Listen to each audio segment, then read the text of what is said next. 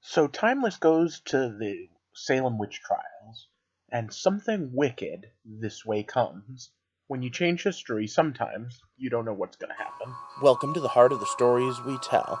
My name is Rob, and tonight I will be reviewing. Episode 4 of Season 2, The Salem Witch Hunt. And we start off in modern day and we pick up right where we left off, but we're quickly thrown into the time travel conundrum again. One that I've talked about a few times on this review series. The one where every time you make one change, multiple other things change as well. Because of that, we kind of have to question how well Rittenhouse can really plan these trips. And yeah, there are some things that are obvious. For instance, if you kill someone's mother before they're never going to be born, is a pretty straightforward plan. But how does that affect everyone else? Especially if that someone is really famous. But alright, before we get started here, what I do here is I review shows. Well, I review stories, to be honest. Books, comic books, TV shows, movies, you name it. I do them as they come out. I do Throwback Thursdays every Thursday. Right now I'm doing an 80s month on that. And I do theory videos every Sunday. I just posted one on changing actors. If that sounds interesting, click subscribe and join my little community here. But alright, two people commented 2 weeks ago when we had the last Timeless one. One person just told me they did my illustrations, and thanks.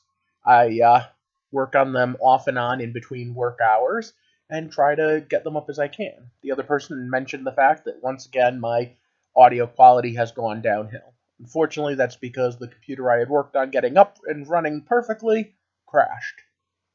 But let's throw this up there and get started. So once again, it's stop. Spoiler time. Ba-da-na-na. So Rittenhouse has made it so that they can't use their main soldier.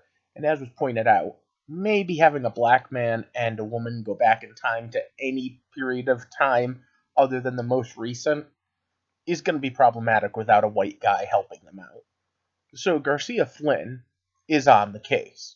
Now, this has some hysterical moments. I especially love the whole, yeah, he's not getting a gun if I'm flying this. Yeah, like I'd need a gun to kill you.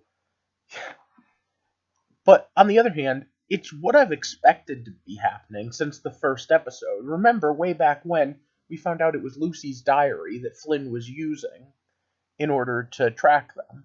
Now, Wyatt's out because, well, Wyatt's wife is back alive. Although that's not exactly the blessing you would hope it was. Because you see, Wyatt has this problem. Wyatt was a bit of a jerk at some point in his life and didn't appreciate the woman that he loved. And now she's threatening to leave him.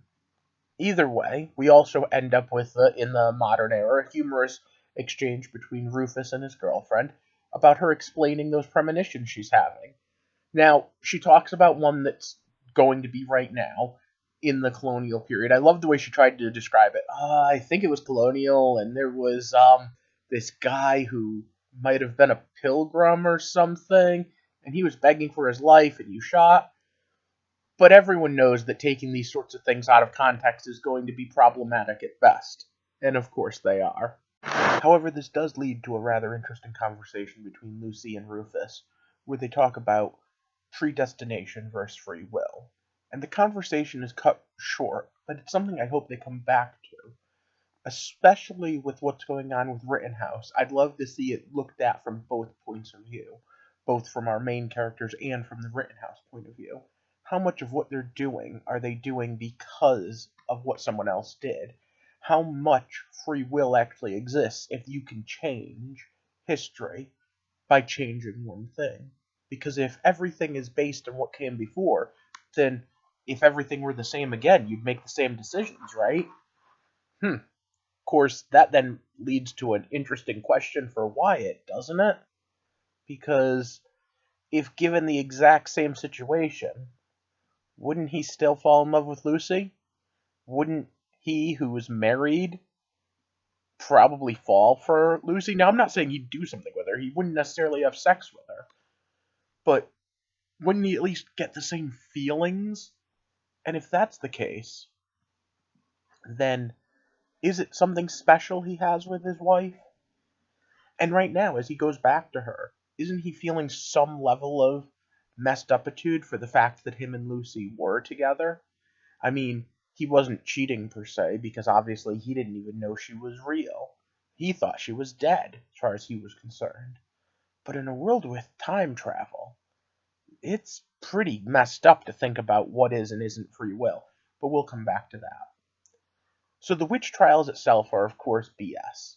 There are no witches, because, well, even in this fantasy world, there's no magic. Although there was part of me that kept expecting to see a demon just to mess with Rufus. I did also like the fact that the end and what stopped the conversation about free will was, oh, good thing we have Flynn here to protect us. That's totally gonna go well. And then Lucy's mom comes in and is like, oh, she's the witch. Which, of course, is another act of, is there free will? She's being told by her own great-great-grandfather what to do, isn't she? Interesting little conundrum, all in all. But the episode itself really kicks off into high gear in the second half. Wyatt sneaks his wife back into the bunker and has to explain time travel, and Lucy has been accused of being a witch, but her mother gives her a knife to try to escape, and Flynn gets his gun.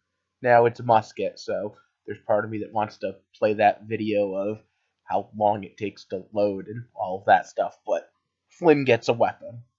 And so, bang, we hit the ground running, and we have this little quarry, this little problem. A self-fulfilling prophecy, one where no matter how hard you try to run from it, you're going to run into it, but also a misunderstanding of what you're seeing.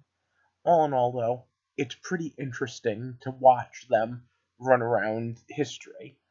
Now I want to take a moment and talk about Benjamin Franklin, and the fact that he pretty much single-handedly created parts of the United States. He is my personal favorite founding father, second to John Adams, because sometimes I get the feeling like that would be me, but that's not the point. I wouldn't be Ben Franklin, but Ben Franklin would be someone cool to hang out with. He was a drinker, and he was a partier, and he was getting with all the chicks, and he was just, in general, doing whatever the hell he wanted. And he made it sure that everyone understood that part of the way that he wanted the new country to work was to have the freedom to oppose the new government. The idea that the only way for us to truly be free is if we could sit there and say, hey, you're doing stupid stuff. So every time you make a bad joke about Donald Trump or George W. Bush being an idiot, or talk about whether or not Obama was a Kenyan, you're using the rights that Franklin made sure we had. And without them, I want you to think about how different history would be. And that's where we get into this little problem of, oh, losing Franklin is a acceptable loss. Even if we say the intended consequences are to make it so that tyranny is more likely, which is what Lucy says, what are all the unintended consequences? What happens when there isn't someone like Franklin to cause trouble or to instigate? Maybe there's no America at all. So Flynn comes to the rescue, and to be honest, even with the knife, they probably wouldn't have gotten out of it without Flynn shooting. And it does also make me wonder about how it is that no one realized that changing history for saving all of the victims could also make major change. The amount of damage they've done to this timeline, both consciously and unconsciously, purposefully knowing what they were doing and not, drives me up a wall. But then Wyatt and Lucy have a little bit of an issue with their feelings for each other because, well, Wyatt brought his wife and she took a look and she watched the mothership, or not the mothership, the safety boat. Oh, why can't I think of the name of the smaller one? Anyway, it come back. And now she has to understand that Wyatt's a time traveler. And that's pretty crazy. One of the funniest lines was, I would finish that drink, and then she drops the drink when it comes back, because, yeah, this is crazy shit. I don't even know how I'd handle it. Okay, maybe that's not entirely true. As a time travel aficionado, I'd make a bunch of stupid jokes, reference a bunch of old TV shows like I do on here, and then I'd yell at them, stop changing history! Oh my god, you can't save people from the Salem witch trials. You can't save people who died. You can't set right what once went wrong without totally screwing everything up. Do you not understand how dominoes work? Let me set up some dominoes and show you. But how she's going to react, that I have no idea. Also, I love the fact that good old mommy's been taken off the issue of her daughter. I don't know who thought it was a good idea to send a mother to kill her daughter anyway. But alright, I'm enjoying this. It's still fun, even when I pick fun at the little details of how they do their time travel. But what do you guys think? I'd love to talk with you about it, so let me know down in the comments section. And of course, like and share this video, and if you haven't already, click that subscribe button and join our little community here. Because what I'd really love is if you guys post your thoughts, and then before I review next week's episode, which might end up not getting reviewed right away, I can talk about it like I did tonight. For now, I hope that you have a good night, and thank you for walking with me through the heart of the stories we tell.